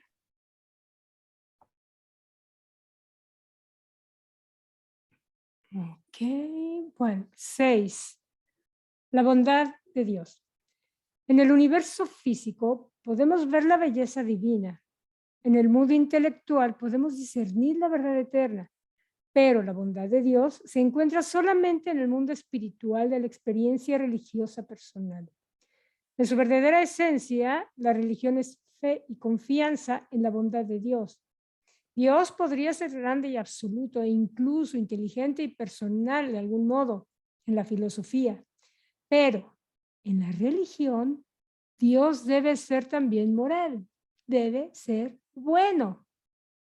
Y aquí puse esta imagen, que es el texto mismo de la lectura, que dice, el hombre podría temer a un Dios grande, pero solo en un Dios bueno puede confiar. Y solo a un Dios bueno puede amar. Y esto nos viene un poco a relajar la idea de que estamos frente a un Dios que nos pone taches por todo lo que hacemos mal. Dios es un Dios bueno. Dios nos ama y su amor es impresionantemente, maravillosamente bueno. Y es tan bueno que deberíamos de confiar en Él. Nuestro mejor ejemplo fue Jesús. Jesús vivió su vida confiando en el Padre, confiando en Dios. Y a veces nos falta, por miedo o por lo que sea, nos falta ese pequeño detalle de confianza en Él. Y bueno, nos aclaran que Dios es un Dios bueno. La bondad de Dios es parte de la personalidad de Dios y su plena revelación aparece tan solo en la experiencia religiosa personal de los hijos creyentes de Dios. tenemos que creer en Él, tenemos que abrir la puerta para que se nos pueda manifestar esa sensación de poder tener confianza en Él, de poder saber que Él es bueno. Y nos dice tan solo en la experiencia religiosa personal. Jesús habló mucho de la experiencia religiosa personal y es en verdad, se siente. La religión implica que el supermundo de la naturaleza espiritual conoce las necesidades fundamentales del mundo humano y responde a ellas. La religión evolutiva puede llegar a ser ética, pero solo la religión revelada puede hacerse verdadera y espiritualmente moral.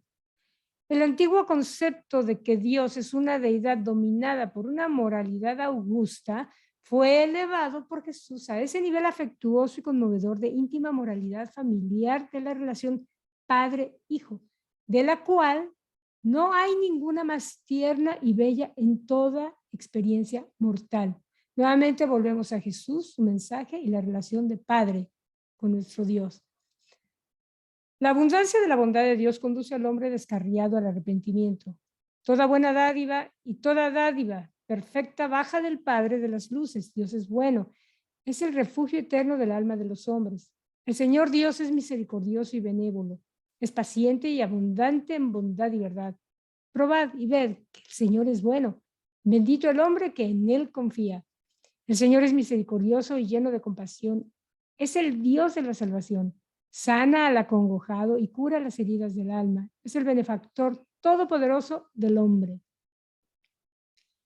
El concepto de Dios como rey juez, o sea, el Señor que nos pone taches por todo lo malo que hacemos, aunque fomentó un elevado nivel moral y dio origen a un pueblo respetuoso de la ley como grupo, abandonaba al creyente individual en una triste posición de inseguridad respecto a su situación en el tiempo y en la eternidad. Los profetas hebreos más recientes proclamaron que Dios era el Padre de Israel. Jesús reveló a Dios como el Padre de todos los seres humanos. El entero concepto mortal de Dios está trascendentemente iluminado por la vida de Jesús. El altruismo es inherente en el amor paterno. Dios no ama como si fuera un padre. Dios ama como un padre. Él es el Padre del paraíso de todas las personalidades del universo. La rectitud implica que Dios es la fuente de la ley moral del universo. La verdad muestra a Dios como revelador, como maestro, pero el amor da y anhela afecto, busca comunión comprensiva tal como la que existe entre padre e hijo. La rectitud puede ser el pensamiento divino, pero el amor es la actitud del Padre. La suposición errónea de que la rectitud de Dios era irreconciliable con el amor altruista del Padre Celestial presuponía una falta de unidad en la naturaleza de la deidad y condujo directamente a la elaboración de la doctrina de la expiación, un problema que hemos vivido hasta la fecha y que aún nuestra información tradicional sigue manejando, la doctrina de la expiación, que es un asalto filosófico a la unidad y al libre albedrío de Dios. El amoroso Padre Celestial, cuyo espíritu mora en sus hijos de la tierra, o sea, en el ajustador del pensamiento, no es una personalidad dividida, una de justicia y otra de misericordia, ni tampoco se necesita de un mediador para asegurar el favor del Padre o su perdón. La rectitud divina no está dominada por una estricta justicia retributiva. Dios, el Padre, trasciende a Dios, el juez. Es importante esa oración. Dios no se vuelve nunca iracundo, vengativo ni airado. Es verdad que la prudencia refrena a menudo su amor, así como la justicia condiciona su misericordia rechazada. Su amor por la rectitud no puede evitar manifestarse por igual como odio por el pecado. El Padre no es una personalidad contradictoria. La unidad divina es perfecta. En la Trinidad del Paraíso existe unidad absoluta pese a las eternas identidades de los coordinados de Dios. Esto es bien interesante. Dios ama al pecador y odia el pecado. Esta declaración es filosóficamente cierta, pero Dios es una personalidad trascendente y las personas tan solo pueden amar y odiar a otras personas. El pecado no es una persona. Dios ama al pecador porque es una realidad de personalidad potencialmente eterna, Mientras que hacia el pecado, Dios no asume ninguna actitud personal, porque el pecado no es una realidad espiritual, no es personal. Por lo tanto, solo la justicia de Dios toma conocimiento de su existencia. El amor de Dios salva al pecador. La ley de Dios destruye el pecado.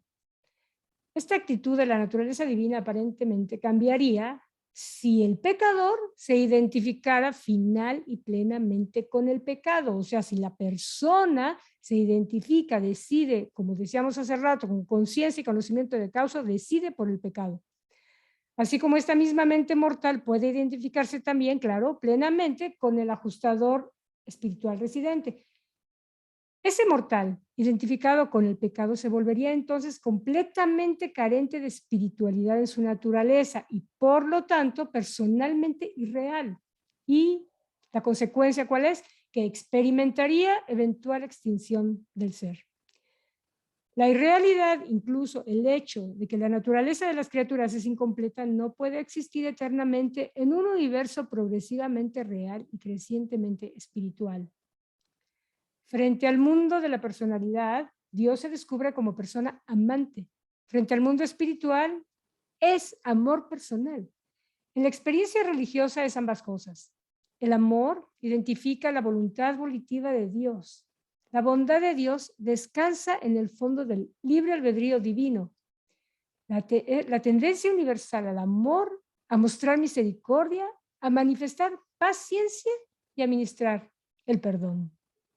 O sea, nuestro Dios es amor, amor puro, amor en todos los sentidos. Lo malo, como decía hace un momento, el revelador, que lástima que no puede dar a nuestra mente lo que es el concepto de amor, pero el amor como nace de Dios, como nace del Padre, porque nuestro concepto del amor pues se aplica en otras formas que no es de la magnitud de cómo es manifestado por nuestro Padre, ¿no? Creo que tendremos que esperar a llegar al paraíso para poder entender ese tipo de amor, visualizarlo, sentirlo, ¿no? ¿Preguntas? ¿Comentarios? ¿Quejas? Bueno, si no hay, entonces le pasamos el micrófono a Carlitos.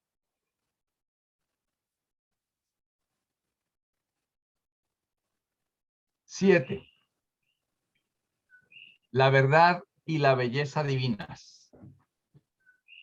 Todo conocimiento finito y toda comprensión de la criatura son relativos. La información y la inteligencia, aunque procedan de altas fuentes, son tan solo relativamente completos, localmente precisos y personalmente verdaderos. Los hechos físicos son relativamente uniformes, pero la verdad es un factor viviente y flexible en la filosofía del universo. Las personalidades en evolución son solo parcialmente sabias y relativamente veraces en sus comunicaciones. Pueden estar seguras solamente hasta donde se extiende su experiencia personal. Aquello que al parecer puede ser completamente cierto en un lugar, puede ser tan solo relativamente cierto en otro segmento de la creación. La verdad divina, la verdad final, es uniforme y universal, pero la historia de las cosas espirituales, tal como la relatan numerosos individuos procedentes de distintas esferas, puede variar a veces en sus detalles debido a esta relatividad en la totalidad del conocimiento y en la plenitud de la experiencia personal, así como en la longevidad y grado de esa experiencia. Mientras que las leyes y decretos, los pensamientos y actitudes de la primera gran fuente y centro son eterna, infinita y universalmente ciertos. Al mismo tiempo, su aplicación y ajuste en cada universo, sistema, mundo e inteligencia creada están de acuerdo con los planes y técnicas de los hijos creadores según funcionan en sus respectivos universos, así como también están en armonía con los planes y procedimientos locales del Espíritu Infinito y de todas las demás personalidades celestiales asociadas. La falsa ciencia del materialismo sentenciaría al hombre mortal a convertirse en un paria del universo. Ese conocimiento parcial es potencialmente malo. Es conocimiento compuesto del bien y del mal. La verdad es bella porque es pletórica y simétrica. Cuando el hombre busca la verdad, aspira a la realidad divina.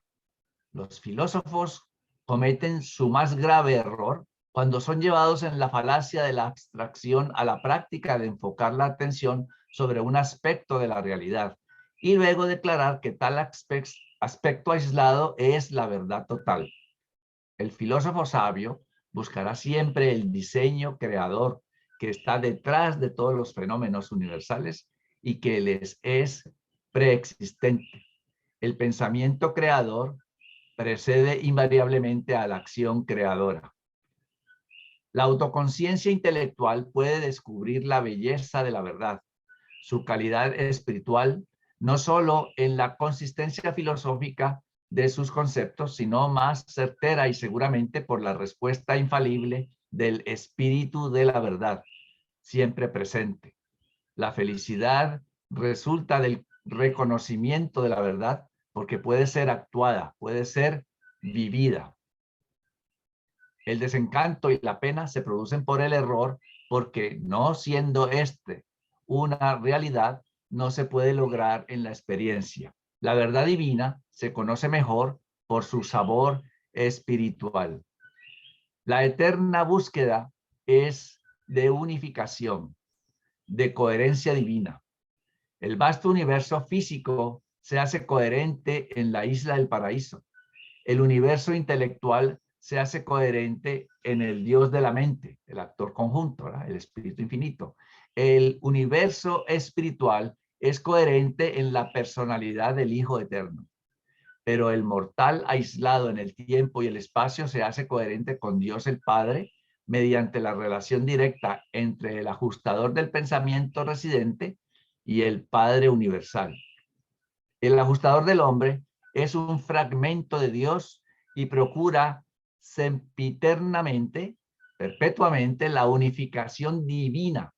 Es coherente con la deidad paradisíaca de la primera fuente y centro y en ella. El discernimiento de la belleza suprema es el descubrimiento e integración de la realidad.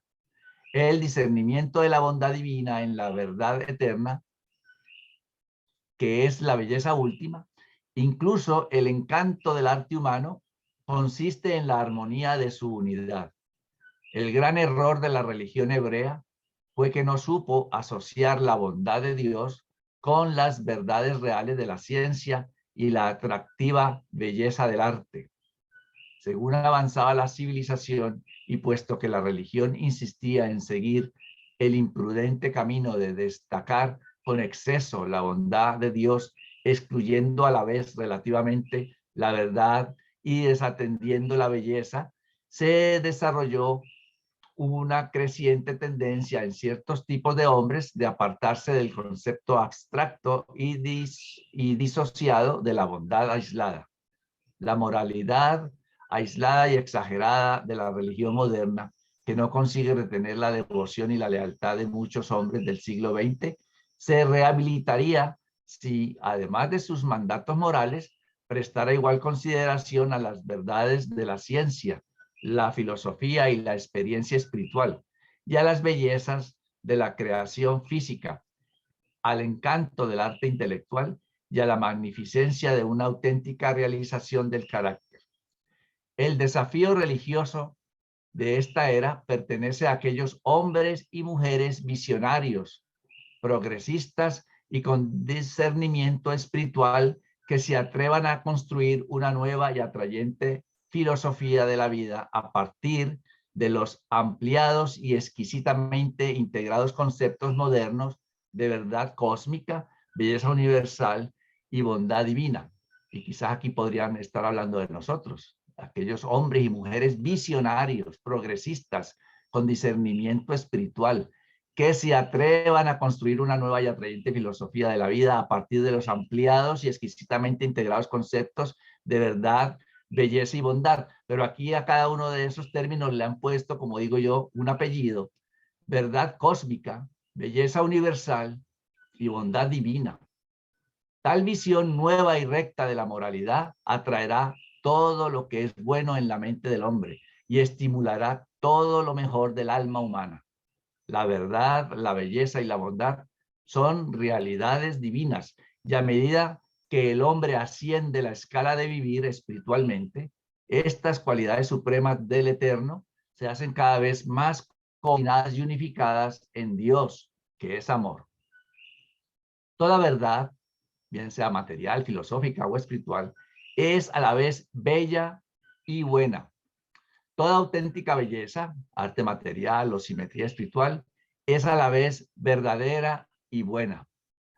Toda bondad genuina, ya sea moralidad personal, equidad social o ministerio divino, es igualmente verdadera y bella. La salud, la cordura y la felicidad son integraciones de la verdad, la belleza y la bondad según se mezclan en la experiencia humana. Tales niveles de vida eficaz se producen mediante la unificación de los sistemas de energía, los sistemas de ideas y los sistemas de espíritu. La verdad es coherente, la belleza atractiva, la bondad estabilizadora. Y cuando estos valores de lo que es real se coordinan en la experiencia de personalidad, el resultado es un orden elevado de amor condicionado por la sabiduría y capacitado por la lealtad. El propósito real de toda educación en el universo consiste en realizar una mejor coordinación del hijo aislado de los mundos con las realidades más grandes de su experiencia en expansión. La realidad es finita en el nivel humano, infinita y eterna en los niveles superiores y divinos. Y este documento estuvo presentado, yo asumo que por el mismo consejero del anterior, presentado por un consejero divino que actúa por mandato de los ancianos de los días en Ubersa. Gracias.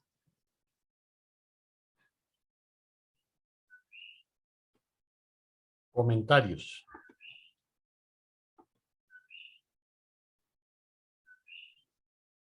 Todos en silencio. Estos documentos, ¿sí? A ver, Pepe.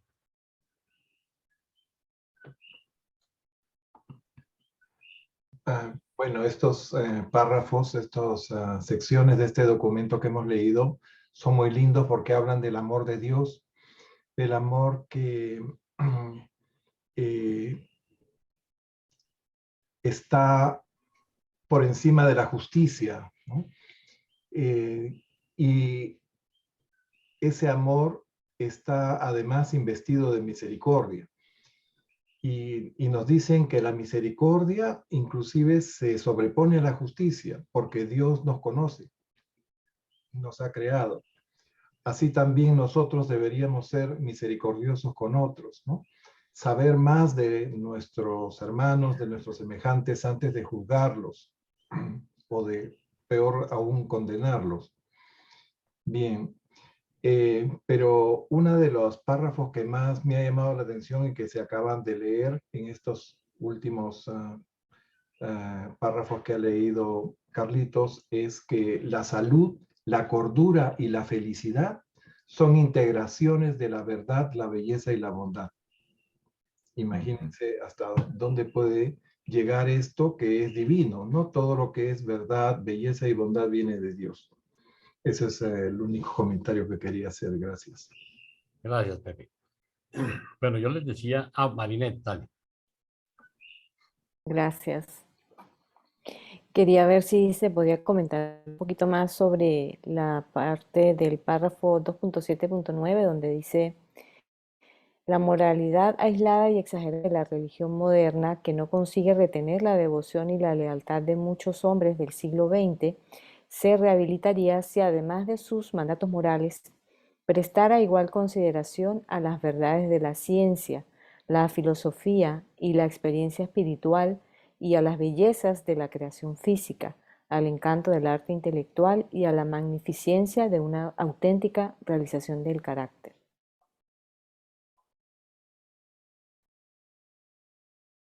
¿Cuándo yo? Bueno, Perdón que voy a poner el texto aquí para yo verlo. Correctamente, sí, porque parece ser que la religión moderna y muchas religiones a lo que se dedican es solamente a la parte moral, a lo moral. Y entonces, si tuviera en cuenta esas otras cosas, como las verdades de la ciencia, tuviera en cuenta la ciencia o la filosofía y las bellezas de la creación física, como dice allí, al encanto del arte intelectual, si tuviera en cuenta otros factores, entonces pues eso cambiaría mucho, porque dice que por estar solamente con la moralidad aislada y exagerada, no consigue retener la devoción y la lealtad de muchos hombres del siglo XX. Y entonces de esa manera se rehabilitaría. Si además de esos mandatos morales, pues prestara atención a esas otras características de la sociedad. No quedarse solamente con, como le pasó al pueblo hebreo, que comienza el documento diciendo justamente, no tuvieron en cuenta ni la ciencia ni el arte, porque entendieron mal un mandamiento y entonces no, todo lo que era arte eran imágenes que no se debían adorar, y entonces rechazaron el arte y se quedaron solamente en un aspecto, y eso pues no permitió que enriqueciera más su vida espiritual como tal. Eso puedo comentar yo. O sea que al excluir todas estas consideraciones es cuando se cae en los dogmas, entiendo, entonces. Y podemos hacerlo, incluso nosotros mismos como personas podemos caer en esto. Sí, En ser el ser dogmáticos si no humano consideramos. tendemos mucho sí, es posible que inclusive nosotros, lectores del libro, en unos años más adelante, sí, se formen iglesias y dogmas urantianas. Y no sé, pero eso es posible porque somos seres humanos todavía. Y entonces tendemos hacia allá. Gracias, Carlos. ¿Algún comentario adicional?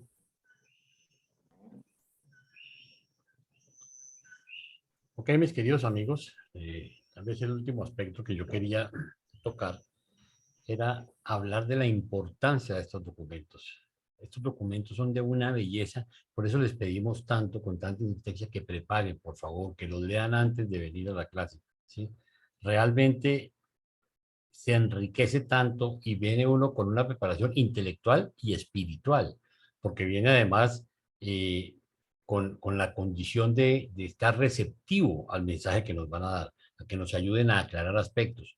Decía Javier, y lo decimos todos, realmente no hay una vez que yo estudie estos documentos que no aprenda cosas nuevas, ¿sí? Que no caiga en cuenta de cosas que a veces están olvidando, ¿sí? Estoy preparando una charla para un grupo que no es de Urantia, sobre Urantia, y es impresionante cuando ustedes tratan de transmitir un mensaje. Alguien decía lo difícil, Claudia, que era compartir la revelación, ¿sí? Y es increíble, aún entre nosotros no es fácil, que se supone que estamos en la jugada, que conocemos, que nos preocupamos, que estamos con la influencia de nuestro ajustador, que estamos con la influencia del Espíritu de la verdad. Y a veces como cuando uno trata de transmitir este mensaje, dice uno, hijo, ¿por dónde comienzo? ¿Sí? ¿Cómo contextualizo un todo sin sentir, sin ir a machacar a las audiencias, ¿no? Uno no puede tratar de imponer y tiene que ser muy respetuoso de las creencias de todas las personas. Entonces, siempre piensen en eso, que si venimos preparados, vamos a recibir más, porque el espíritu, no solo nuestros ajustadores, sino el espíritu de la verdad, nos va a ayudar a discernir todas estas enseñanzas. Entonces, yo los invito a que vengamos cada día mejor preparados a nuestras clases. Y les agradezco mucho su tiempo. Entonces, si no es más, vamos a terminar nuestra reunión. Vamos a parar la grabación.